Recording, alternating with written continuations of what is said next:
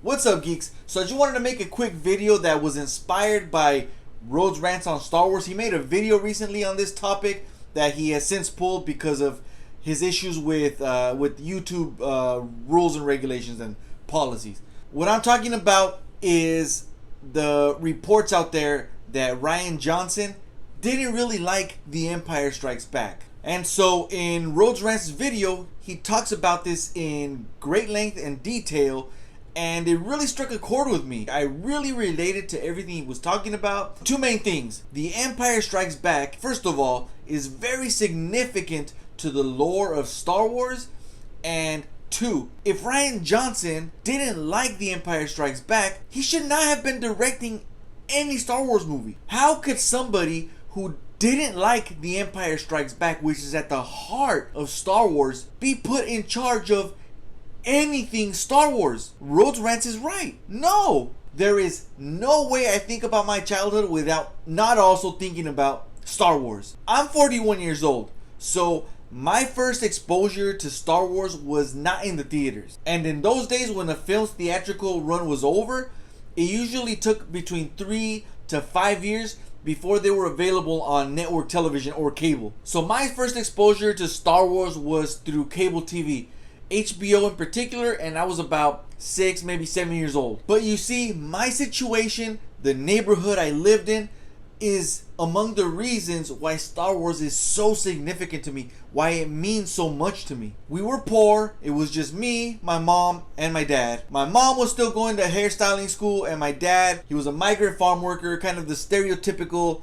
Mexican immigrant job. We lived in the hood, the ghetto, a tiny little publicly subsidized apartment in a gang-infested, crime-infested, drug-infested neighborhood. It was the mid-80s, the height of the crack epidemic. Graffiti splashed alleyways. Every once in a while, our home was broken into and burglarized. At night, all the neighborhood's teenagers would congregate, including my friends' older brothers. They'd congregate right outside our corner apartment or in the alleyways. They'd set up a big boombox playing old school rap, which is old school today. It wasn't in those times, obviously. Set up a big piece of cardboard on the concrete and just breakdance battle. Fights would break out. School was just across the street, and I remember every day after school just going home. I had my own key, which was on a shoelace around my neck. I would just get home and I would wait for my parents to get home. But some days were special. I'd get home, I'd turn on the TV, little 15-inch tube TV, and sometimes Star Wars was on, and it absolutely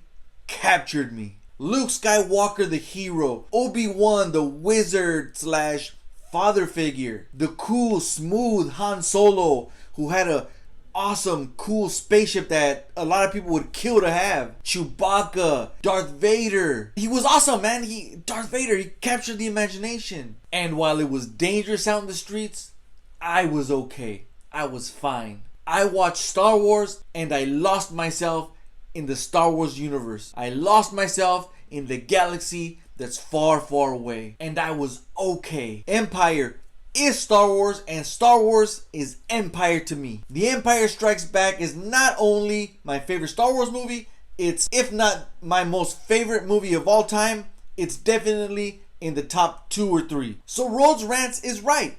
How the fuck are you gonna direct any Star Wars movie if you don't like Empire in the first place? How the fuck do you accept the job to do it? Rian Johnson fucked up The Last Jedi. He never liked The Empire Strikes Back.